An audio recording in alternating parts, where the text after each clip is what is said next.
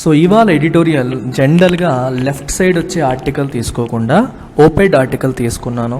తీసుకోవడానికి ప్రధానమైన కారణాలు రెండు. మొదటి కారణం, ఇవాళ లెఫ్ట్ సైడ్ వచ్చిన రెండు, ఒకటి పొలిటికల్ ఆర్టికల్, ఒకటి sports article, which are generally not useful for any competitive exams. And రెండవది, అది ఒక కారణం అయితే, రెండో కారణం this particular article page number 7లో ఉన్న ఈ ఆర్టికల్ ఆధర్ మీరు ఒకసారి చూస్తే దువ్వూరి సుబ్బారావు, మనందరికీ తెలిసిందే. ఈయన రిజర్వ్ బ్యాంక్ గవర్నర్గా పనిచేశారు, అలాగే గవర్నమెంట్ ఆఫ్ ఇండియాకి ఫైనాన్స్ సెక్రటరీగా కూడా పనిచేశారు ఇంతకుముందు. So he worked as finance secretary to government of India and governor reserve bank of India. మరి ఇలాంటి గొప్ప గొప్ప వాళ్ళు ఆర్టికల్స్ రాసేటప్పుడు వాటిని మనం చదవాలి కదా, వాళ్ళు చెప్పేది మనం తెలుసుకోవాలి కదా, తెలుసుకొని వాటిని మనం ఎగ్జామ్లో ఉపయోగించాలి కదా. ఎస్, మరి చక్కగా నేర్చేసుకొని దీని నుంచి మంచిగా నోట్స్ రాసేసుకొని ఎగ్జామ్లో ఈ నాలెడ్జ్ని ఉపయోగించేద్దాం. సో టైటిల్ ఏం చెప్తుంది, మనం ఎప్పుడు కూడా టైటిల్తో స్టార్ట్ చేస్తాం.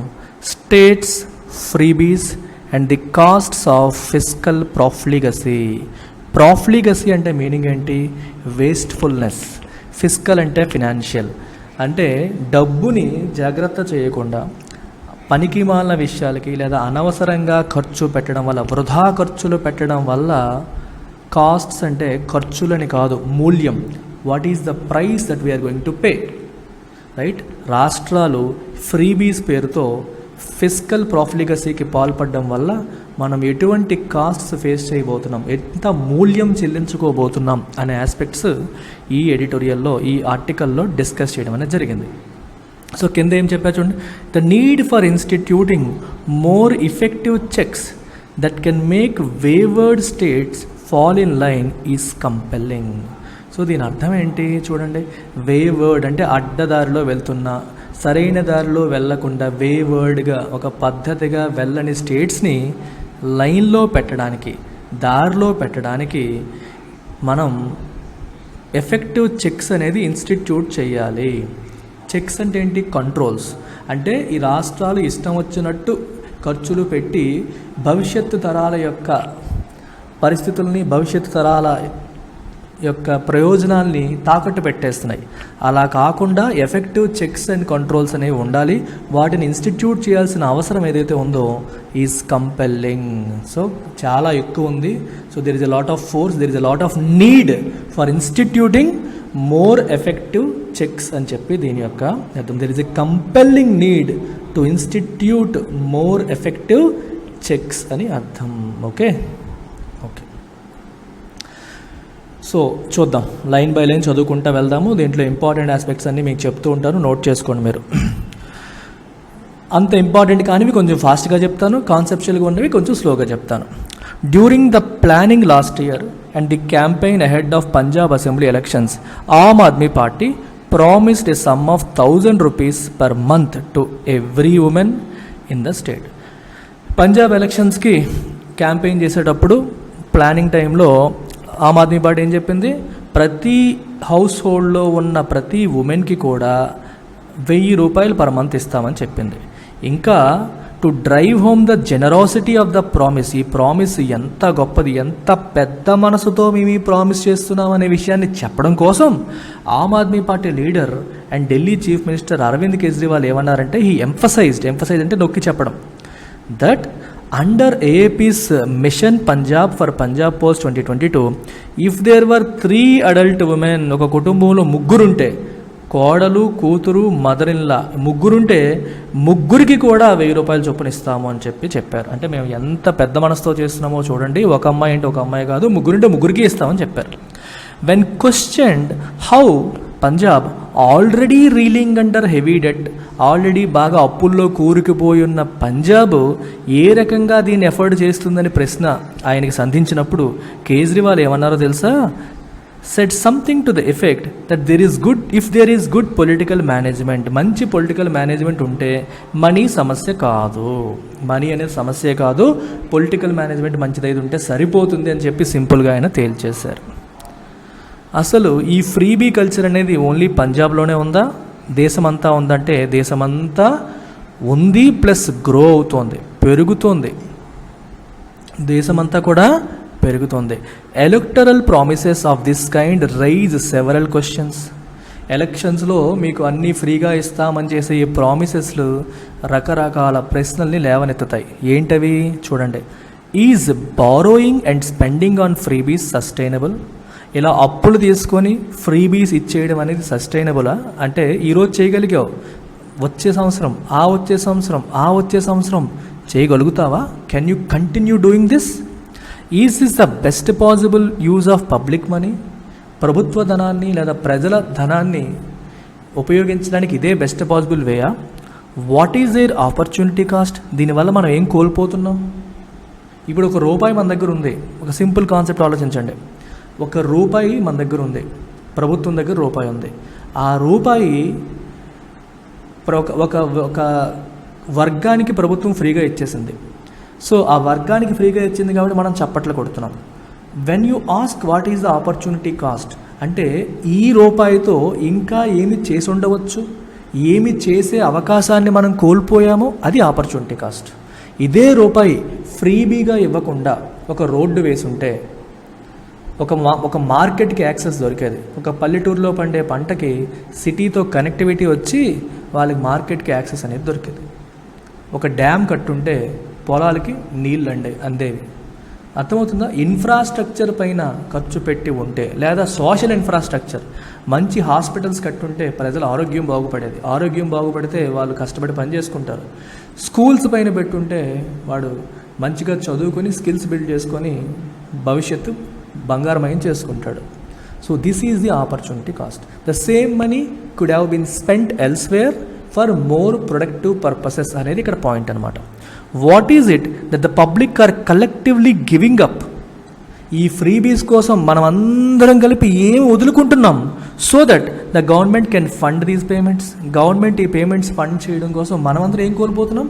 We are losing this infrastructure, we're losing this development ఇంపెరేటివ్స్, initiatives. Shouldn't there be some checks on how much can be spent on dum?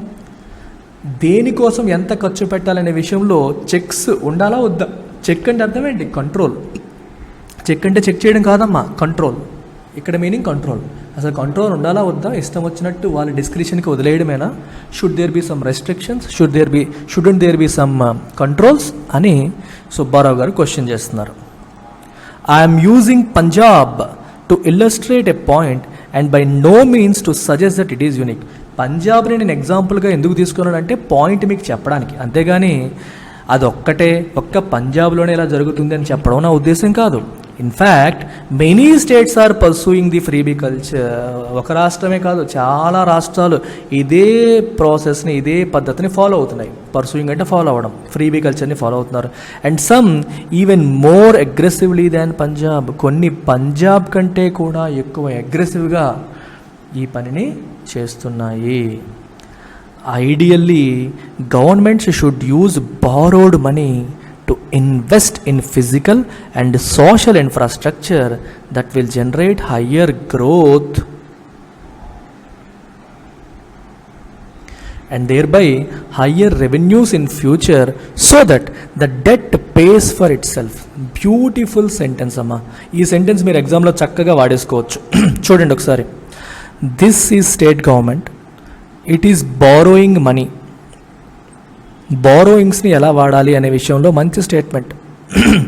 The state government is borrowing money. ఈ మనీని ఎలా ఖర్చు పెట్టాలి? Subbarao sir is saying that this money ideally should be spent on building physical infrastructure. Building infra can be social, it can be physical. Social infrastructure అంటే education, health లాంటి initiatives. Physical infrastructure అంటే రోడ్లు, railways, power, water, dams ఇట్లాంటివి. So వీటికి ఖర్చు పెట్టడం ద్వారా ఎకానమీకి మనం మంచి చేసిన వాళ్ళం అవుతాం. ఏ రకంగా? ఫిజికల్ ఇన్ఫ్రాస్ట్రక్చర్ అంటే మీకు ఫిజికల్గా ట్యాంజిబుల్గా కనిపిస్తుంది. ఒక రోడ్ వేయడం వల్ల మార్కెట్ యాక్సెస్ వస్తుంది, మార్కెట్కి వెళ్ళి అమ్మగలుగుతున్నారు. పవర్ వేయడం వల్ల ఇండస్ట్రీస్ పుట్టుకొస్తాయి. ఇండస్ట్రీలు ఏమైనా వచ్చిన పవరు, వాటరు, రోడ్డు అవన్నీ కూడా అందుబాటులో ఉండడం వల్ల కొత్త ఇండస్ట్రియలైజేషన్ వచ్చే అవకాశం ఉంటుంది. సోషల్ ఇన్ఫ్రాస్ట్రక్చర్ బిల్డ్ చేయడం వల్ల హ్యూమన్ రిసోర్స్ డెవలప్మెంట్ జరుగుతుంది. పీపుల్ ఎవరైతే ఉన్నారో వాళ్ళకి ఎడ్యుకేషను, వర్క్ చేయడానికి అవసరమైన స్కిల్స్ వస్తాయి. ఇవన్నీ ఉన్న హెల్త్ లేకపోతే ఏం చేయలేరు. సో హెల్త్ కూడా బాగుండే అవకాశం ఉంటుంది. మనం ఎన్ని ఇండస్ట్రీస్ పెట్టినా మ్యాన్ పవర్ కావాలి. మ్యాన్ పవర్కి స్కిల్స్ ఉండాలి, ఆరోగ్యం ఉండాలి. అది సోషల్ ఇన్ఫ్రాస్ట్రక్చర్ ద్వారా వస్తుంది. అండ్ ఫిజికల్ ఇన్ఫ్రాస్ట్రక్చర్ ద్వారా ఇండస్ట్రీలకు అవసరమైన రోడ్లు కావచ్చు, పవర్ కావచ్చు, వాటర్ కావచ్చు, ఇవన్నీ వస్తాయి. వీటి ద్వారా ఎకానమీ అనేది వృద్ధి చెందుతుంది. దీని ద్వారా గవర్నమెంట్కి ఎడిషనల్ రెవెన్యూ అనేది వస్తుంది ట్యాక్సుల రూపంలో. ఇలా వచ్చిన రెవెన్యూతో ఇంతకు ముందు మనం తీసుకున్న అప్పుని మనం తీర్చగలుగుతాము, వడ్డీని తీర్చగలుగుతాము. That's what he saying. This is the ideal way of spending borrowed money. మన దగ్గర ఎక్సెస్ మనీ ఉంటే, ఫండ్స్ ఎక్కువగా ఉంటే ఏదన్నా చేయొచ్చు. కానీ డబ్బులే లేనప్పుడు, మీరు డబ్బులు బారో చేసుకుంటున్నప్పుడు ఆ బారోడ్ మనీని ఎలా స్పెండ్ చేయాలి? ఇప్పుడు మీకు సింపుల్ ఎగ్జాంపుల్, మన ఊర్లో, మన ఇళ్లలో ఉంది. మన ఇంట్లో చెప్తాను ఒక మాట, మనకి చాలా తెలివిగా ఉంటాం మనం. నేను ఎప్పుడు కూడా హోమ్ ఎగ్జాంపుల్ వాడతాను. ప్రభుత్వానికి ఇల్లుకి ఏంటమ్మా డిఫరెన్స్? లెట్స్ అజ్యూమ్ మన నాన్నగారు ఎవరి దగ్గరో అప్పు తెచ్చిన డబ్బులు చుట్టాలకో, ఫ్రెండ్స్కో, లేకపోతే ఎవరికో ఊరికే ఇచ్చేస్తున్నారు అనుకోండి. ఇంట్లో వాళ్ళు గొడవ పెడతారా, పెట్టరా? ఏం చేస్తాం మనం? నాన్నగారు అలా ఎలా పెడతారు, మీరు అప్పు ఎవరు తీరుస్తారు, ఎలా తీరుస్తాము అనే క్వశ్చన్స్ వస్తాయి. అదే మన నాన్నగారు అప్పు తెచ్చి ఆ అప్పుతో ఒక ల్యాండ్ కొనో, లేకపోతే ఒక బిల్డింగ్ కొనో, లేకపోతే ఒక ఇండస్ట్రీ పెట్టో, లేకపోతే ఒక చిన్న కుట్టు మిషన్ కొనో, ఒక ప్రొడక్టివ్ పర్పస్ కోసం ఆ డబ్బును ఉపయోగించి దాని ద్వారా డబ్బు సంపాదించే మార్గాన్ని కనుగొన్నారనుకోండి, మనం ఏమైనా అంటామా? అనం. ఎందుకంటే దీని ద్వారా వచ్చే డబ్బుతో మనం అప్పును తీర్చేసుకుంటామన్న నమ్మకం. అదే రాష్ట్రంలో ఇది జరగకపోయినప్పుడు మనం ఎవరైనా ప్రశ్నిస్తున్నామా? ప్రశ్నించట్లేదు. క్వశ్చన్ చేస్తున్నామా? క్వశ్చన్ చేయట్లేదు. That's what he saying. అప్పు తీసుకొచ్చిన మనీని ప్రొడక్టివ్ పర్పసెస్కి వాడాలి. If the government has surplus budget, ఏదన్నా చెయ్యి. సర్ప్లస్ బడ్జెట్ లేనప్పుడు ఏంటిది? దీనికి ఒక లిమిట్, హద్దు పద్దు ఉండక్కర్లేదా అనే ప్రశ్న ఇక్కడ వస్తుంది. అయితే నెక్స్ట్ క్వశ్చన్ ఏంటంటే, అలాంటప్పుడు వల్నరబుల్ సెక్షన్స్ని ఎవరు చూసుకుంటారు సార్? మొత్తం అంతా కూడా ఇన్ఫ్రాస్ట్రక్చర్ అనుకుంటే, మరి వల్నరబుల్ సెక్షన్స్, అణగారిన వర్గాలు, అసలు ఆదాయ మార్గాలు లేని వాళ్ళ పరిస్థితి ఏంటి? ప్రభుత్వం వాళ్ళని చూసుకోవాల్సిన బాధ్యత లేదా అంటే ఉంది. దాని గురించి కూడా ఆయన మాట్లాడతారు, చూద్దాం. అక్కడికి వెళ్ళేటప్పుడు మీకు అర్థమవుతుంది. Let's go one by one. On the other hand, if governments spend the loan money on populist giveaways, populist అనే పదం చాలా ఇంపార్టెంట్. ప్రజాకర్షక అంటాం. పాపులిస్ట్ స్కీమ్స్ అంటే కామన్ మ్యాన్ని అట్రాక్ట్ చేసే స్కీమ్స్ని పాపులిస్ట్ స్కీమ్ అంటాం.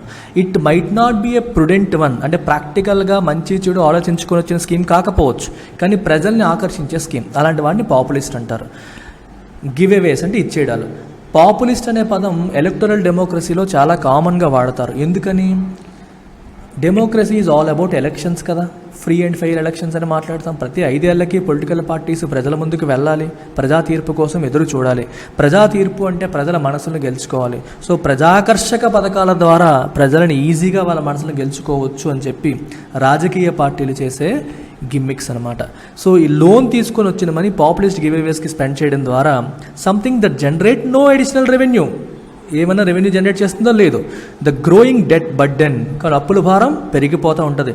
Will eventually implode and end in tears. ఈ అప్పుల భారం పెరిగి పెరిగి పెరిగి పెద్దదై బాంబు బ్లాస్ట్ అయినట్టుగా బ్లాస్ట్ అవుతుంది, చివరికి మనల్ని కన్నీళ్ళలో ముంచేస్తుంది అని చెప్పి ఆయన అంటున్నారు. అర్థమవుతుందా? ఇది పరిస్థితి. Concerned by an increasing number of states that are embarking on this financially ruinous path, senior bureaucrats reportedly flagged the issue at a meeting with Prime Minister, telling him that some states might go down the Sri Lankan way. ఇది ఒక రాష్ట్రం, 2 రాష్ట్రాలు కాదు. అటు తెలంగాణ, ఇటు ఆంధ్ర, అటు తమిళనాడు, అటు పంజాబ్, ఇలా రకరకాల రాష్ట్రాలు ఈ ఫ్రీబీ కల్చర్ మార్గంలో వెళ్ళడం ద్వారా, ఎంబార్క్ అంటే ఒక జర్నీని స్టార్ట్ చేయడం. ఎటువంటి journey? Financially ruinous path. Ruinous అంటే నాశనం, ఆర్థికంగా నాశనం చేసే ఈ దారిని ఈ రాష్ట్రాలన్నీ ఎన్నుకోవడం వల్ల, వెళ్ళడం వల్ల, దానివల్ల కన్సర్న్ అయ్యి ఆందోళనకి గురయ్యి సీనియర్ బ్యూరోక్రాట్స్ కొంతమంది ఏం చేశారంటే ప్రైమ్ మినిస్టర్ గారితో జరిగిన మీటింగ్లో ఈ విషయాన్ని లేవనెత్తారు. ఫ్లాగ్ అంటే అండర్లైన్ చేయడం, ఇది ఎంఫసైజ్ చేసి ఈ విషయాన్ని చెప్పారు. Telling him that some states might go the Sri Lankan వే. శ్రీలంక ఎలాగైతే సావరిన్ డిఫాల్ట్కి పడిపోయే పరిస్థితి వచ్చిందంటే, అప్పులు తీర్చలేని పరిస్థితికి వచ్చేసిందో, అలాగే రాష్ట్రాలు కూడా అలా అయిపోయే పరిస్థితి ఉంది అని ప్రైమ్ మినిస్టర్ దగ్గర చెప్పడం జరిగింది. There is an argument that this concern is being exaggerated. కొంతమంది అంటారు అది ఓవర్ చేస్తున్నారు. ఎగ్జాజరేట్ అంటే ఇంకా ఎక్కువ చేసి చెప్పేస్తున్నారు, అంతేం లేదు, శ్రీలంక లాగా మన రాష్ట్రాలు ఎందుకు అయిపోతాయి అని ఒక ఆర్గ్యుమెంట్ ఉంది. After all, if you look at any analysis of state budgets by the RBI or any think tank, the inference you will draw is that state finances are in good, if indeed robust health, and that all of them are scrupulously conforming to the fiscal responsibility and budget management targets. అయితే ఊరకే హడావిడిది ఎక్కువ చేసి మాట్లాడుతున్నారు. మీరు ఒకవేళ official reports ఏవైనా చూస్తే reserve bank వాళ్ళు ప్రతి స్టేట్ యొక్క ఫినాన్సెస్ని అనాలిసిస్ చేస్తుంది. మీరు ఆ అనాలిసిస్ ఒకసారి చూస్తే మీకేం తెలుస్తుంది? What is the inference that you will draw is that state finances are in good shape. ప్రతి స్టేట్ ఫినాన్సెస్ కూడా బాగున్నాయి, రోబస్ట్గా ఉన్నాయి, హెల్దీగానే ఉన్నాయి. వాళ్ళందరూ స్క్రపులస్లీ అంటే డిసిప్లిన్డ్గా, స్క్రపుల్ అంటే రూల్, డిసిప్లిన్ అని అర్థం. స్క్రపుల్ అంటే ఒక రూల్ని డిసిప్లిన్గా ఫాలో అవ్వడం అనే మీనింగ్ వస్తుందన్నమాట. స్క్రపులస్లీ ఓకే, కేర్ఫుల్గా, థరోగా, డీటెయిల్డ్గా, కన్సర్న్డ్గా, తప్పు చేయకూడదు అన్న జాగ్రత్తతో అలా ఉండడాన్ని స్క్రపులస్లీ అంటాం. కన్ఫర్మ్ అంటే అర్థం ఏంటి? అడ్హీర్ అయ్యి ఉండడం, అడ్హీరెన్స్ అంటాం. కన్ఫర్మ్ అంటే ఫాలో అవ్వడం, వైలేట్కి ఆపోజిట్ అనమాట. To FRBM rules, physical responsibility budget management చట్టం ఏదైతే చెప్తుందో ఆ చట్టం పరిధిలోనే, ఆ చట్టం ఇచ్చిన టార్గెట్స్కి అనుగుణంగానే వాళ్ళు వెళ్తున్నారు అని RBI రిపోర్ట్స్ చెప్తున్నాయి. FRBM చట్టం ఏం చెప్తుంది? మీరు అప్పు చేసేటప్పుడు ఆ అప్పు అనేది ఒక సర్టెన్ పర్సంటేజ్కి మించకూడదు. 3%, 3.5% ఆఫ్ యువర్ బడ్జెట్కి మించి అప్పు చేయకూడదు అని చెప్పి కొన్ని టార్గెట్స్ ఉంటాయి. ఆ టార్గెట్స్ని మించి వెళ్ళకూడదు అని చెప్పి ఉంటాయి. అండ్ స్టేట్స్ సెంటర్ పర్మిషన్లు తీసుకోవాలని కూడా ఉంటాయి. సో రాష్ట్రాలన్నీ కూడా సిన్సియర్గా ఫాలో అవుతున్నాయి, వాళ్ళు ఏమీ తప్పు చేయట్లేదు అని చెప్పి reserve bank of India reports చెబుతున్నాయి. మరి అలాంటప్పుడు ఎందుకు ఈ ఎగ్జాజరేషన్, ఎందుకు ఓవర్ చేస్తున్నారు అందరూని, ఎందుకు ఎంత కంగారు పడిపోతున్నారు అనే క్వశ్చన్ వస్తుంది. అయితే ఆయన ఏమంటున్నారు? This is a misleading picture. అది మనల్ని తప్పుదారి పట్టించే పిక్చర్. RBI రిపోర్ట్ చూసి మనం స్టేట్స్ అన్నీ పద్ధతిగా ఉన్నాయని అనుకోకూడదు. ఎందుకంటే much of the borrowing that funds these freebies happens of budget. Here is the catch. మీకు అర్థమవుతుందా? ఇది చాలా ఇంపార్టెంట్ వర్డ్ అమ్మా.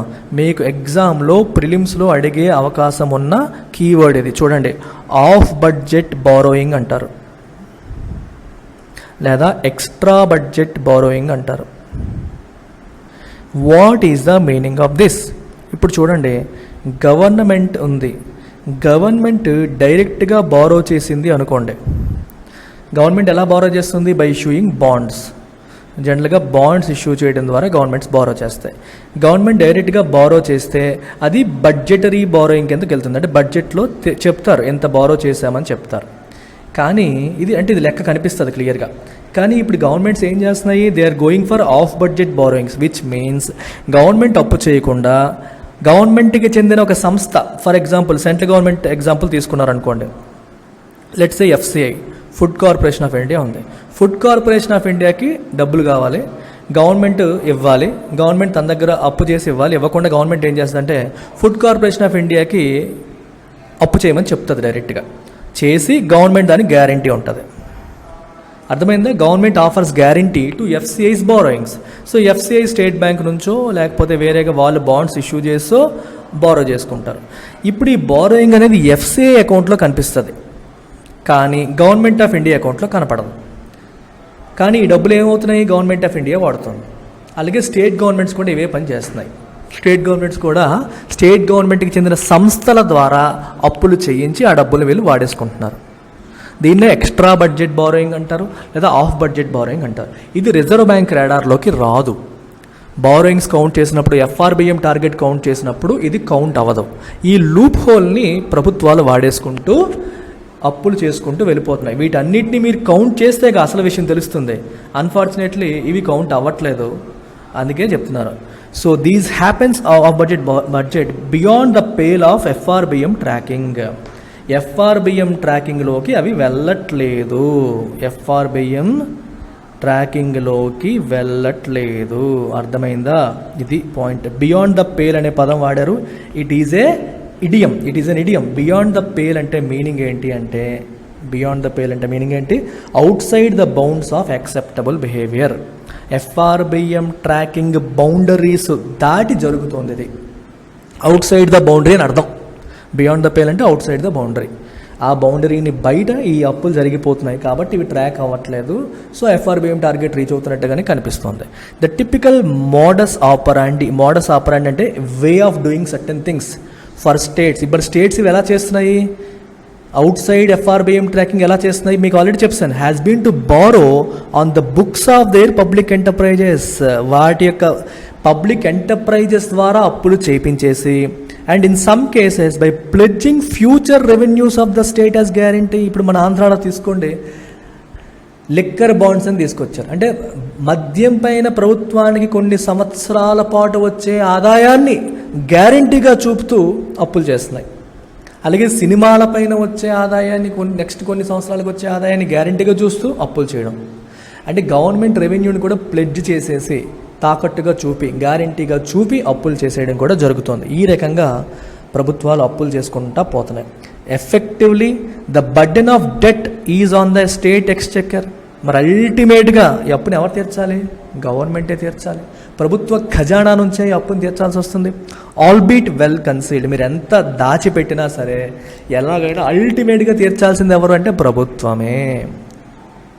ఓకే, సరే, మరి క్యాగ్ ఉంది కదా, అదేం చేస్తుంది అనే క్వశ్చన్ వస్తుంది. The comptroller and auditor general of India had in fact pointed out that in respect of some states, if extra budgetary borrowings are taken into account, the liabilities of the government are way above what is acknowledged in the official books. CAG వాళ్ళు ఏమంటున్నారు? Comptroller and auditor general of India వాళ్ళు ఏమంటున్నారు? In respect of some states, కొన్ని రాష్ట్రాల విషయంలో extra budgetary బోరోయింగ్స్ని కూడా మనం count చేస్తే the liabilities of the government యొక్క టోటల్ అప్పులు ఏవైతే ఉన్నాయో are way above acknowledged in the official బుక్స్లో ఏదైతే చూపిస్తున్నారో దానికి మించి చాలా ఎక్కువ ఉన్నట్టే. సో ఇవన్నీ దొంగతనంగా దాచిపెట్టబడుతున్నవి అని అర్థం. I hope you have understood this. How big is the problem? ఈ ప్రాబ్లం పెద్దదా చిన్నదా? ఒకవేళ పెద్దదైతే ఎంత పెద్దది? There is no comprehensive information in the public domain to assess the size of this off-budget debt, but anecdotal evidence suggests that it is comparable in size to the debt admitted in the budget books. చూడండి, ఇది ఎంత పెద్ద problem అనేది question. There is no comprehensive information అనేది లేదు public డొమైన్లో to assess the size of this off budget debt. ఈ off budget debt అనేది ఎంత పెద్దది అని అసెస్ చేయడానికి we do not have comprehensive information. అయితే ఎనెక్డోటల్ ఎవిడెన్స్ సజెస్ట్, ఎనెక్డోటల్ అంటే ఏంటి? ఆ నోటా ఈ నోటా విన్నది అని. గవర్నమెంట్ పత్రాల్లో డైరెక్ట్గా మనకు తెలియదు, కానీ అక్కడ ఇక్కడ చూసింది. ఈ ఎవిడెన్స్ ఏం చెప్తుందంటే it is comparable in size to the debt admitted in the budget బుక్స్లో ఎంతైతే మనం చూపిస్తున్నామో ఆల్మోస్ట్ అంత అప్పు బడ్జెట్లో చూపించకుండా జరిగిపోతుంది. అంటే of budget debt is almost equal to the debt acknowledge in the budget book. ఒక 10 లక్షల కోట్లు లేదా 1,00,000 కోట్లు నువ్వు అఫీషియల్గా అప్పులో చూపిస్తుంటే ఆఫ్ బడ్జెట్ బోరోయింగ్ కూడా ఆల్మోస్ట్ అంత ఉంటుంది. అంటే అంత ఎక్కువ. అంటే FRBM టార్గెట్ నీకు 3.5% చెప్తే నువ్వు ఆల్మోస్ట్ 7% అప్పు చేస్తున్నావు. అంత ఎక్కువగా అప్పులు అనేవి జరుగుతున్నాయి. అంత పెద్ద problem. It is not a చిన్నది, ఇది చిన్న ప్రాబ్లం కాదు అని అర్థం. The obvious motivation for states in expanding freebies is to use the Exchequer to build vote banks. Idea ఏంటి? ఇదంతా దేనికోసమని? ఆబ్వియస్గా ప్రభుత్వ ఖజానాను ఉపయోగించుకొని ఓటు బ్యాంకుని బిల్డ్ చేసుకోవాలి. మీకు అర్థమవుతుందా? ప్రభుత్వ సొమ్ముని పప్పు బెల్లాలు పంచినట్టుగా పంచి నేనే ఇస్తున్నాను, మేమే ఇస్తున్నామని చెప్పి ప్రగల్భాలు పలికి ఓటు బ్యాంకుని బిల్డ్ చేసుకోవడమే ఈ పొలిటికల్ పార్టీస్ యొక్క obvious motivation. A certain amount of spending on transfer payments to provide safety nets to the most vulnerable segments of the population is not only desirable but even necessary. ఇందాక ఇదే మాట్లాడాం మనం. సరే sir, అసలు మీరు ఫ్రీబీసే ఇవ్వద్దు అంటున్నారు, మరి ఫ్రీబీస్ ఇవ్వకపోతే వల్నరబుల్ సెక్షన్ యొక్క పరిస్థితి ఏంటి? వల్నరబుల్ అంటే those who are at risk, ఎవరైతే రిస్కీ స్టేట్లో ఉన్నారో, ఎవరైతే పరిస్థితులు బాగాలేక సఫర్ అవుతున్నారో వాళ్ళని కూడా ప్రభుత్వం కాపాడకూడదా అనే క్వశ్చన్ వస్తుంది. ఈయన ఏమంటున్నారంటే సర్టెన్ అమౌంట్ వాళ్ళకి ఇవ్వడం అనేది అది డిజైరబులే కాదు, నెససరీ కూడా. అది ఖచ్చితంగా చెయ్యాలి, డెఫినెట్గా చేయాలి. కానీ ప్రభుత్వం ఇప్పుడు ఏం చేస్తుంది? కులాల ప్రాతిపదికన, వర్గాల ప్రాతిపదికన, ప్రాంతాల ప్రాతిపదికన అందరికీ ఏదో ఒకటి వచ్చేలా చేస్తుంది. అందరికీ అవకాశం ఉన్నవాడికి, అవకాశం లేనివాడికి, అందరికీ కూడా ఈ పప్పు బెల్లాల పంచడం అనేది జరుగుతుంది. ఇది ఇక్కడ గమనించాలి. ఒక పదం వాడారు, ట్రాన్స్ఫర్ పేమెంట్ అనే పదం వాడారు. అసలు ట్రాన్స్ఫర్ పేమెంట్ అంటే అర్థం ఏంటో తెలుసా మీకు? శాలరీకి ట్రాన్స్ఫర్ పేమెంట్కి డిఫరెన్స్ ఏంటో తెలుసా మీకు? మనం ఎప్పుడైనా సరే చూడండి, చాలా ఇంపార్టెంట్ ఆస్పెక్ట్ ఇది. ఒక వర్క్ జరిగినప్పుడు, when there is a work, a person gets money. Work జరిగినప్పుడు తనకు పని వస్తుంది. దీన్ని మనం వేజ్ అంటాం లేదా శాలరీ అంటాం. అర్థమైందా? ఇలాంటి దాన్ని వేజ్ ఆర్ శాలరీ అంటాం. అలా కాకుండా అసలు వర్కే లేకుండా, వర్క్ అనేదే లేకుండా if a person is getting money, that is called transfer payment. For example, వికలాంగులకి గవర్నమెంట్ ఇచ్చే పెన్షన్, వృద్ధులకి గవర్నమెంట్ ఇచ్చే పెన్షన్, రైట్? ఇప్పుడు పంజాబ్ గవర్నమెంట్ ఇచ్చినట్టు ఆడవాళ్ళకి ఇచ్చే ఇవి, వాళ్ళకి ఇచ్చేది, వీళ్ళకి ఇచ్చేది, ఇందులో వర్క్ ఏమీ జరగట్లేదు, ఏ వర్క్ లేకుండా ఊరకే ఇచ్చే మనీ, దీన్ని ట్రాన్స్ఫర్ పేమెంట్ అంటాం. There is no work involved but money is getting transferred. అలాంటి దాన్ని ట్రాన్స్ఫర్ పేమెంట్ అంటారు. ప్రిలిమ్స్లో ఇంతకుముందు అడిగిన క్వశ్చన్ ఇది. సో కాన్సెప్చువల్ అండర్స్టాండింగ్ చూడండి. ఆఫ్ బడ్జెట్ బారోయింగ్ అని ఒకటి తెలుసుకున్నాము, ట్రాన్స్ఫర్ పేమెంట్స్, ఈ రెండు కూడా important concepts that you need to understand. FRBM act అనేది అనదర్ కీవర్డ్. FRBM యాక్ట్ అనేది కూడా మీరు తెలుసుకోవాలి. ఈ మూడు మీకు ప్రిలిమ్స్లో అండ్ మెయిన్స్లో రెండింటిలోనూ అడగగలిగే అవకాశం ఉన్న టాపిక్స్. ద ప్రాబ్లమ్ అదే చెప్తున్నారు, ఈ ట్రాన్స్ఫర్ పేమెంట్స్లో కొంత పోర్షన్ అనేది వల్నరబుల్ సెక్షన్స్కి ఇవ్వడంలో తప్పులేదు, ఇవ్వాలి కూడా. ద ప్రాబ్లమ్ అరైజెస్, కానీ సమస్య ఎప్పుడు వస్తుంది?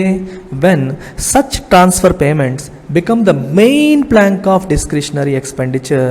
The spending is financed by debt, and the debt is concealed to circumvent the FRBM target. సమస్య అంతా ఎక్కడొస్తుందంటే ఈ ట్రాన్స్ఫర్ పేమెంట్సే డిస్క్రిషనరీ ఎక్స్పెండిచర్ యొక్క మెయిన్ ప్లాంక్ అయినప్పుడు. డిస్క్రిషనరీ ఎక్స్పెండిచర్ అంటే అర్థం ఏంటి? డిస్క్రిషనరీ అంటే అర్థం ఏంటి? On our own discretion. Discretion అంటే ఏది మంచో ఏది చెడో మనమే తెలుసుకొని, అంటే మనమే డిసైడ్ అయ్యి, మనమే ఏది మంచో ఏది చెడో తెలుసుకొని, అంటే దేనికి ఖర్చు పెట్టాలో ప్రభుత్వమే నిర్ణయించుకొని చేసే స్పెండింగ్ డిస్క్రిషనరీ. తన ఓన్ డెసిషన్ అనమాట. ఈ డిస్క్రిషనరీ స్పెండింగ్ యొక్క మెయిన్ ప్లాంక్ ఏంటమ్మా? ట్రాన్స్ఫర్ పేమెంట్సే మెయిన్. అయితే ప్రభుత్వం చూడండి, ప్రభుత్వం కొన్ని పనులు, ఇప్పుడు మనుషులకి శాలరీస్ ఇవ్వాలి, గవర్నమెంట్ ఎంప్లాయీస్ అందరికీ శాలరీస్ ఇవ్వాలి, అది డిస్క్రిషనరీయే కాదు, డెఫినెట్గా ఇవ్వాల్సింది, వాళ్ళు పని చేశారు ఇవ్వాలి. ఇలా కాకుండా రిమైనింగ్ డబ్బు ఉంటుంది. ఈ డబ్బుని నువ్వు దేనికి వాడచ్చు ఆలోచించండి. పెన్షన్లు అనేవి ఫ్రీబీస్ ఇవ్వడానికి వాడచ్చు, ఇన్ఫ్రాస్ట్రక్చర్ బిల్డ్ చేయడానికి వాడచ్చు, దేనికైనా వాడచ్చు. కానీ ఈ డిస్క్రిషనరీ స్పెండింగ్లో ఇన్ఫ్రా బిల్డింగ్ పక్కకి వెళ్ళిపోయి ట్రాన్స్ఫర్ పేమెంట్సే మెయిన్ ప్లాంక్ అయిపోవడం అనేది ప్రాబ్లం. ప్లస్ ఆ మనీ కూడా గవర్నమెంట్ దగ్గర ఉన్న ఎక్సెస్ మనీ కాదు, it is financed by debt, అప్పు చేసి తెచ్చిన మనీ. ప్లస్ ఆ అప్పు కూడా ఈజ్ కన్సీల్డ్, దాచిపెట్టబడుతుంది, to circumvent FRBM target. FRBM టార్గెట్ని సర్కంవెంట్ చేయడం అంటే దాన్ని తప్పించుకోవడం, ఆ బౌండరీలోకి పడకుండా, దాని దృష్టిలో పడకుండా సర్కంవెంట్ చేయడం అంటే తప్పించుకోవడం అన్నమాట. దాని నుంచి తప్పించుకుని దాచిపెట్టబడి దొంగతనంగా తీసుకొచ్చిన అప్పు ద్వారా నువ్వు ఫ్రీబీస్ని ఫండ్ చేస్తూ ఎలక్టోరల్ ఓట్ బ్యాంక్ని బిల్డ్ చేసుకునే ప్రయత్నం చేస్తున్నారు. ఇక్కడ ప్రాబ్లం ఉంది, ఇక్కడ అసలైన ప్రాబ్లం ఉంది అని చెప్పి సుబ్బారావు గారు చెప్పారు. మీరు ఈ పర్టికులర్ ఆర్టికల్ని ప్రింట్ చేసుకుంటారో ఏం చేసుకుంటారో దాచుకోండి. ప్రతి ఒక్క పాయింట్ కూడా మీరు ఎగ్జామ్లో ఎస్పెషల్లీ UPSC మెయిన్స్లో ఉపయోగించగలిగిన పాయింట్స్ అన్నీ కూడా యాజ్ ఈజ్గా మీరు నోట్స్ రాసుకున్నా తప్పలేదు. The more states spend on transfer payments, the less they have for spending on physical infrastructure, such as, for example, power and roads, and social infrastructure, such as education and health, which can potentially improve growth and generate jobs. ఈ transfer payments కోసం మనం ఎంత ఎక్కువ ఖర్చు పెడితే అంత తక్కువ మన గవర్నమెంట్కి 100 రూపాయలు ఉంది. రూపాయల్లో 50 రూపాయలు ట్రాన్స్ఫర్ పేమెంట్స్, 50 రూపాయలు ఇన్ఫ్రాస్ట్రక్చర్ అంటే ఒకలాగా. అదే ట్రాన్స్ఫర్ పేమెంట్స్ 70 చేశారనుకోండి, ఇన్ఫ్రాస్ట్రక్చర్కి ఏముందో దీనికి ఎంత పెరిగితే దీనికి అంత తగ్గిపోతుంది, అది చెప్తున్నారు. సో ఫిజికల్ ఇన్ఫ్రా లాంటి power and roads, social infra లాంటి ఎడ్యుకేషన్ అండ్ హెల్త్ పైన కూడా ఖర్చు పెట్టే అమౌంట్ తగ్గిపోతుంది. యాక్చువల్గా ఈ ఇన్ఫ్రా ఏదైతే ఉందో అది which can potential improve growth and generate జాబ్స్ని జనరేట్ చేస్తుంది, గ్రోత్ని ఇంప్రూవ్ చేస్తుంది. The truth of the Chinese saying, ఇది రాసుకోండి మీరు, you have to save this quote. Give a man a fish and you feed him for a day. మనిషికి ఒక చేప నువ్వు, ఆ రోజు వాడి కడుపు నింపుతావు. Teach a man to fish, చేపల పట్టడం నేర్పించు. And you feed him for life time వాడు బతుకుతాడు. వాడి చేపను వాడే పట్టుకుంటాడు, వాడి సంపాదన వాడే తెచ్చుకుంటాడు, జీవితాంతం బతుకుతాడు. కానీ ప్రభుత్వాలు ఈరోజు ఏం చేస్తున్నాయి, మీకు మేము ఏదో చేసేస్తున్నామన్న ఒక మాయా ప్రపంచాన్ని సృష్టించి ఓట్ బ్యాంక్ పాలిటిక్స్ కోసం లాంగ్ టర్మ్ ఇంట్రెస్ట్ని షార్ట్ టర్మ్ ప్రయోజనాల కోసం తాకట్టు పెడుతున్నారు. Right, it is self evident to everyone, అందరికీ తెలిసిన విషయమే, ఇంక్లూడింగ్ పొలిటీషియన్స్తో సహా ఈ విషయం అందరికీ తెలుసు. But electoral calculations tempt them to place short term gains ahead of long term sustainability. Long టర్మ్లో ఇది సస్టైనబులా కాదా, రేపు పొద్దున్న అప్పులు ఎలా తీర్చాలి అనే ఆలోచన వాళ్ళకు ఉంటుందా, ఉండట్లేదు. They are only thinking about next imminent impending elections. రాబోతున్న ఎలక్షన్స్లో మనం ఎలా గెలాలి, ఇంకా ఈ ప్రజలకి ఏమి చెప్పి గెలాలి, ఏం మభ్యపెట్టి గెలవాలన్న ఆలోచనే తప్పితే లాంగ్ టర్మ్ సస్టైనబిలిటీ అనేది లేదు. ఇది మన ఇల్లు కాదు కదా, మనం దోచుకునే ఇల్లు, అదే ప్రాబ్లం. అందరూ కూడా ప్రభుత్వ ధనాన్ని మన ధనం అనుకొని, ప్రభుత్వాన్ని మన ఇల్లు అనుకుంటే ఈ ప్రాబ్లం ఉండదు. అన్ఫార్చునేట్లీ గవర్నమెంటోడి డబ్బు అంటే అందరికీ చీపే, ఇంక్లూడింగ్ పొలిటీషియన్స్. దాన్ని ఎలా వాడేయాలి, ఎలా దోచేయాలని ఆలోచనే తప్పితే అల్టిమేట్గా గవర్నమెంట్ డబ్బు అంటే ఎవరిదమ్మా, ప్రజల డబ్బే కదా. అది ఎంతమంది బుర్రలో కలుగుతోంది, వెలగట్లేదు. ఇన్స్టిట్యూషనల్ చెక్స్ అండ్ బ్యాలెన్సెస్, ఇది ఇంపార్టెంట్ పాయింట్. ఇప్పటి వరకు మనం సమస్య గురించి మాట్లాడాం, ఇక్కడ పరిష్కారం గురించి మాట్లాడబోతున్నాం. సమస్య అయిపోయింది, we are now going to talk about the resolution. పరిష్కారం ఏంటి, ఏ రకంగా మనం ఈ సమస్యని పరిష్కరించబోతున్నాము. ఇన్స్టిట్యూషనల్ చెక్స్ అండ్ బ్యాలెన్సెస్ ఎలా పెట్టాలి, దీనికి కంట్రోల్ లేదా, కంట్రోల్ చేసే అవకాశమే లేదా, చూడండి. What about institutional checks and balances that should prevent this downward spiral. ఈ డౌన్వర్డ్ స్పైరల్ని ఆపే ఇన్స్టిట్యూషనల్ చెక్స్ అండ్ బ్యాలెన్సెస్ సంగతి ఏంటి? Unfortunately all of them have become ineffective. అవన్నీ ఏమైపోయాయి, ఇన్ఎఫెక్టివ్ అయిపోయాయి. In theory the first line of defence has to be the legislature. ఆబ్వియస్గా first line of defence ఏంటి, చట్టసభలు, legislature. In particular the opposition whose responsibility is to keep the government in line. గవర్నమెంట్ని దారిలో పెట్టాల్సిన ప్రధాన బాధ్యత అపోజిషన్కి ఉంటుంది. వాళ్ళు గవర్నమెంట్ యొక్క చేసే తప్పుల్ని ఎండగట్టాలి లెజిస్లేచర్లో. But given the perils of our vigorous democracy, vigorous అంటే బలమైన మన స్ట్రాంగ్ డెమోక్రసీ, కానీ డెమోక్రసీలో కొన్ని డేంజర్స్ ఉన్నాయి. పెరిల్స్ అంటే dangers. What are the dangers of democracy? ప్రతి పొలిటీషియన్ కూడా ప్రతి 5 ఏళ్ళకి ప్రజాక్షేత్రంలో వెళ్ళాలి. So politicians long term thinking చేయకుండా షార్ట్ టర్మ్ థింకింగ్ చేస్తారు. ఇప్పుడు నేను ఎలక్షన్స్కి వెళ్ళేటప్పుడు ఏం చెప్తే ప్రజలను మభ్యపెట్టొచ్చు అనే ఆలోచనే ఉంటుంది తప్పితే వేరే ఆలోచన వాళ్ళకి రాదు. సో కాబట్టి లాంగ్ టర్మ్లో రాష్ట్రానికి ఏం మంచిది, దేశానికి ఏం మంచిది అనేది కాకుండా షార్ట్ టర్మ్లో ఏం చెబితే వీళ్ళని మనం కన్విన్స్ చేయొచ్చు అనే ఆలోచన వీళ్ళకి వస్తుంది. ద సేమ్ టైం ఒక పార్టీ ప్రజలకి ఫ్రీబీస్ ఇస్తుంటే ఇంకో పార్టీ దాన్ని తప్పుపట్టింది అనుకోండి, వీళ్ళు ఎలా చూపిస్తారు, చూడండి మీకు ఇవన్నీ నేను ఇద్దామనుకుంటే వాళ్ళు ఇవ్వనివ్వట్లేదు అంటారు. ఎప్పుడైతే వాళ్ళు ఇవ్వనివ్వట్లేదని చెప్తారో అపోజిషన్ పార్టీ ప్రజల దృష్టిలో విలన్గా మారిపోయే అవకాశం ఉంటుంది. That is the perils of democracy. Democracy అనేది ఎలా తయారైందో చూసారా, తప్పుపట్టే అవకాశం కూడా లేకుండా అయిపోయింది. ఎందుకంటే మాసెస్ ఎక్కువగా ఉంటారు, మాసెస్కి వీటన్నిటిపైన విషయ పరిజ్ఞానం అనేది ఉండదు. సో వాళ్ళని ఎలా ఇన్ఫ్లుయెన్స్ చేస్తే అలా ఇన్ఫ్లుయెన్స్ చేసేయచ్చు. అండ్ దేశంలో ప్రధానంగా మనలాంటి దేశంలో, పూర్తిగా డెవలప్ కాని దేశంలో ఎమోషన్స్ మీద రాజకీయాలు నడుస్తాయి. సో ప్రజల్ని ఎమోషనల్గా, సెంటిమెంటల్గా రాజకీయ పార్టీలు ఆడుకుంటాయి. వాళ్ళకి లాజికల్గా పర్ఫార్మెన్స్ బేస్డ్ ఎవాల్యుయేషన్ చేసే పరిస్థితులు లేవు. ఎవరైతే ప్రజల మనసులు దోచుకుంటారో, ఎమోషనల్గా వాళ్ళకి దగ్గర అవుతారో, మీకు అది చేస్తున్నాం, ఇది చేస్తున్నాం, అందుకే జగన్ అన్న, చంద్రన్న వీళ్ళ అన్నలా, మనకి వీళ్ళ మామల, వీళ్ళ అన్నల నిజంగానే మనల్ని ఫ్యామిలీ మెంబర్స్ లాగా చూస్తారా? కానీ దట్ ఎమోషనల్ బాండింగ్ అనేది క్రియేట్ చేసి, నేను మీ వాడినే అనే ఫీలింగ్ క్రియేట్ చేసి వెళ్తారు. ఈ పదాలు ఎందుకు వస్తాయి? లోకేష్ అన్న, చంద్రన్న, చెప్పండి.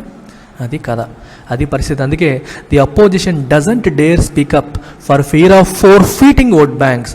ఒకవేళ మేము మాట్లాడితే మేబీ మేము ఓట్ బ్యాంక్ని కోల్పోతామేమో. ఫోర్ఫీట్ అంటే వదిలేసుకోవడం. That are at the end of this freebies. అంతే కదా, ఈ ఫ్రీబీస్ ఎవరికి వెళ్తున్నాయి? అల్టిమేట్గా ఓట్ బ్యాంక్స్, ప్రజల చేతుల్లోకి వెళ్తున్నాయి. మరి మేము దాన్ని తప్పు పెడితే ప్రజలు మమ్మల్ని తిట్టుకుంటారేమో, మాకు ఓట్లు పడ్డం మానేస్తాయనే భయానికి వాళ్ళు నోరు మెదపట్లేదు. ఇన్స్టిట్యూషనల్ చెక్స్ గురించి మాట్లాడుతున్నాం. మొట్టమొదటి చెక్ ఎవరు? అపోజిషన్ పార్టీస్ ఎందుకు మాట్లాడట్లేదు అంటే కారణం ఇది. రెండోది అనదర్ కాన్స్టిట్యూషనల్ చెక్. మరి రాజ్యాంగం ఏం చేస్తుంది? రాజ్యాంగంలో దీనికి చెక్స్ ఏమీ లేవా? ఉన్నాయి. ఏంటది? CAG, comptroller and auditor general. వీళ్ళు ఏం చేస్తారు? ఆడిట్ చేస్తారు.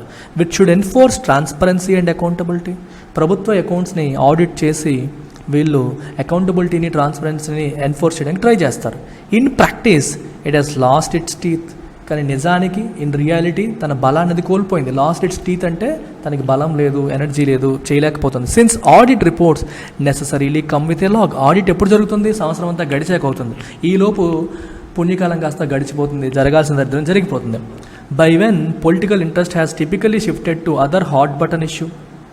హాట్ బటన్ ఇష్యూ అంటే అర్థం ఏంటి? Any issue that the people are showing interest in. అంటే ఈ ఇష్యూ పక్కకి వెళ్ళిపోయి ఇంకో ఇష్యూ వచ్చేస్తుంది. అంటే తప్పు జరిగింది ఇవాళ, దాన్ని ఎప్పుడో 6 నెలల తర్వాత, సంవత్సరం తర్వాత కాగ్ బయట పెడుతుంది. బయట పెట్టేసరికి ఇష్యూలు మారిపోతాయి, ఇంకో ఏదో ఇష్యూ వచ్చి ప్రజల మనసులో షిఫ్ట్ అయిపోతూ ఉంటాయి. Besides, our bureaucracy has mastered the fine art of turning audit paras into files which run their course and die a quiet death.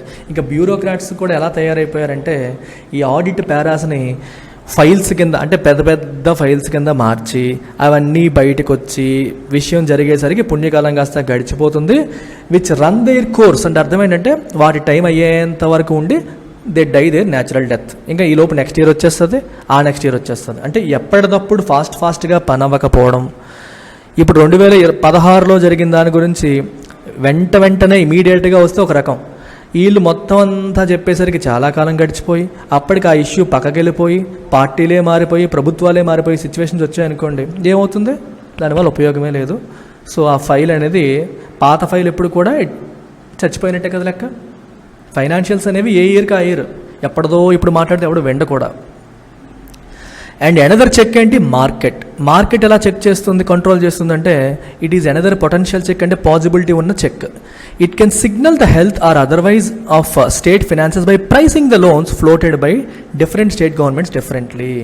ఇప్పుడు చూడండి, స్టేట్ గవర్నమెంట్ లోన్స్ అంటారు, SDL అంటారు. స్టేట్ గవర్నమెంట్ లోన్స్ అంటే అర్థం ఏంటి? State government issue చేసే bonds.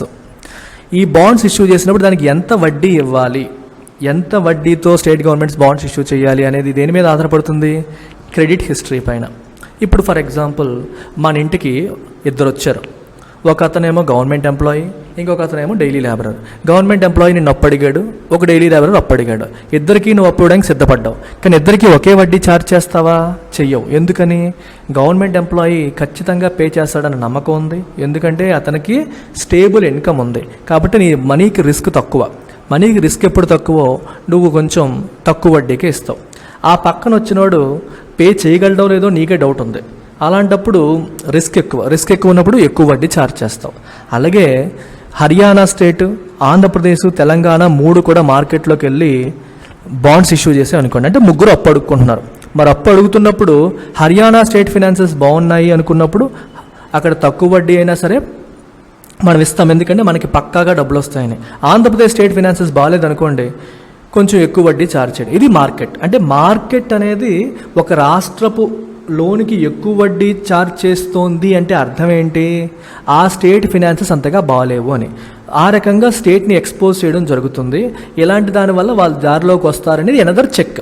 అయితే unfortunately అక్కడేం జరుగుతుందంటే in practice this two fails, ఇది కూడా ఫెయిల్ అవుతుంది. ఎందుకంటే మార్కెట్ ఏమనుకుంటుంది? పర్సీవ్ అంటే అనుకోవడం. All state borrowings are implicitly guaranteed by centre. State government borrowings అన్ని కూడా ఆటోమేటిక్గా సెంటర్ గ్యారంటీ చేస్తోంది అని మార్కెట్ భావించి పట్టించుకోదు. అందరికీ కూడా సేమ్ ఇంట్రెస్ట్ లేదా చిన్న చిన్న డిఫరెన్సెస్తోనే మార్కెట్ కూడా ప్రైస్ చేసేస్తోంది అంటారు. అంటే ఆంధ్ర గవర్నమెంట్ సరిగ్గా చేయకపోయినా ఒకవేళ ఆంధ్ర ఫెయిల్ అయితే సెంట్రల్ గవర్నమెంట్ వస్తుంది కదా, సో మన డబ్బుకి రిస్క్ లేదులే అని వాళ్ళు భావించే పరిస్థితులు కనిపిస్తున్నాయి. Never mind, there is no such guarantee in రియాలిటీలో అలాంటి గ్యారంటీ ఏం లేదు. కానీ మార్కెట్ అలా అనుకుంటుంది, ఏదైనా సరే స్టేట్కి ఏమైనా అయితే సెంటర్ రాదేంటి అని అనేసుకుంటారు. కాబట్టి వాళ్ళ ఆర్థిక పరిస్థితులు బాగాలేకపోయినా సరే ఏం చేస్తాయి సెంటర్లో, మార్కెట్ ఏం చేస్తుంది? అప్ ఇవ్వడానికి సిద్ధపడిపోతుంది అని అర్థం. The cost can be huge. మరి ఫిస్కల్ ప్రాఫిలిగసీ వల్ల ఎటువంటి నష్టాలు ఉంటాయి? They can be huge. The cost of fiscal profligacy at the state level can be huge. The amount state borrow collectively every year is comparable in size to center's borrowing. దేశం ఎంత borrow చేస్తుందో central government, రాష్ట్రాలన్నీ కలిపి almost అంత borrow చేస్తున్నాయి. Which implies that their fiscal stance has as much impact on our macro economic stability as does that of the centre. Centre stance వల్ల macro economic స్టెబిలిటీకి ఎలాంటి impact ఉంటుందో అన్ని రాష్ట్రాలు కలిపి కూడా అంతే ఇంపాక్ట్ ఉంటుంది. The need there for instituting more effective checks. So effective చెక్స్ని మనం ఇన్స్టిట్యూట్ చేయాలి. That can make wayward states fall in line is compelling. So ఖచ్చితంగా ఈ రాష్ట్రాన్ని దారిలో పెట్టాలి, పెట్టకపోతే పరిస్థితులు చేయి దాటిపోయే అవకాశం ఉంటుంది. దానికి సుబ్బారావు గారు ఇస్తున్న 2 సజెషన్స్ ఇక్కడ ఉన్నాయి. ఈ సజెషన్స్ లాంటివి మనం వే ఫార్వర్డ్లోను కన్క్లూజన్లోనూ ఉపయోగించవచ్చు. అందుకనే ఈ ఓపెడ్స్ చదవాలి. ఎందుకు ఎడిటోరియల్స్ చదవాలి అంటారు? ఇలా చదివినప్పుడే మీకు రకరకాల పాయింట్స్ తెలుస్తాయి, వేటిని మీరు ఆన్సర్గా పెట్టాలో తెలుస్తుంది. And you can quote these people also. First, the FRBM acts of centre as well as states need to be amended. FRBM చట్టాన్ని ఫస్ట్ అమెండ్ చేయాలి to enforce a more complete disclosure of liabilities on their exchequers. Liabilities అన్ని disclose చేయట్లేదు వాళ్ళు.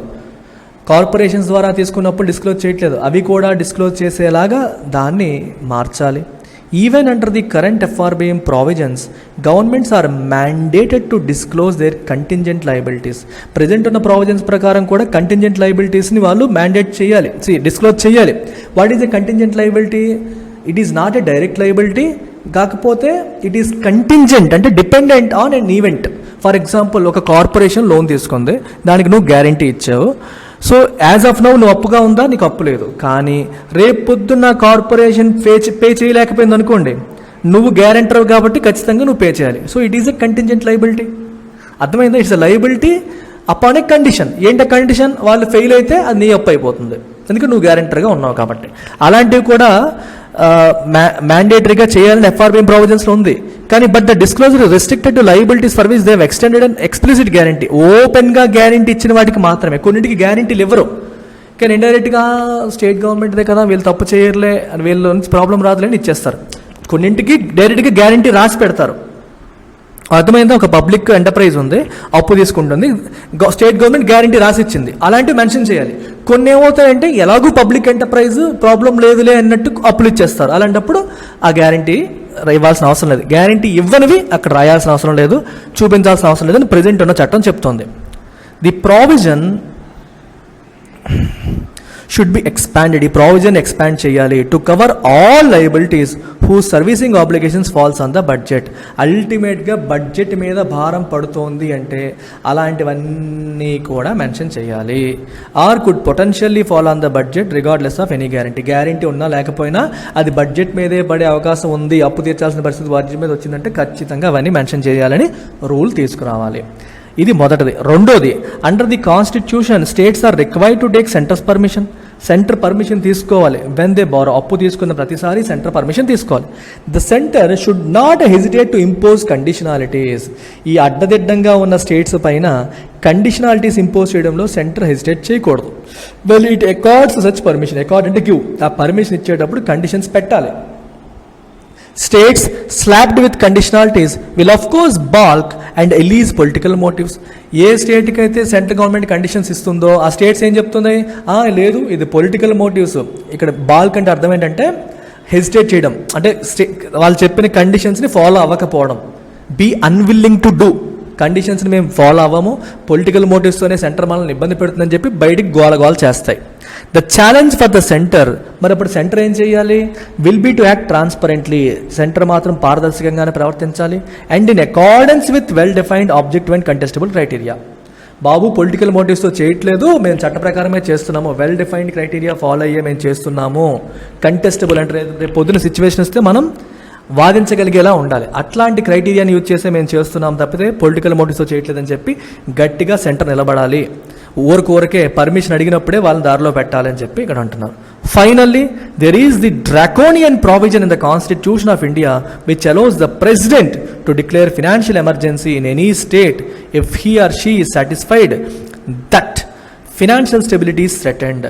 కాన్స్టిట్యూషన్లో ఒక డ్రాకోనియన్ provision ఉంది. డ్రాకోనియన్ అంటే కొంచెం బాగా స్ట్రాంగ్ లా అనమాట, గట్టి చట్టం. ఏంట ప్రావిజన్, ఏ స్టేట్ అయితే అడ్డదిడ్డంగా ప్రవర్తిస్తుందో, ఫినాన్షియల్ స్టెబిలిటీ లేదో ఆ స్టేట్లో ఫినాన్షియల్ ఎమర్జెన్సీ విధించే అవకాశం కాన్స్టిట్యూషన్లో ఉంది. ఎవరికి ఆ పవర్ ఉంది, ప్రెసిడెంట్కి ఉంది.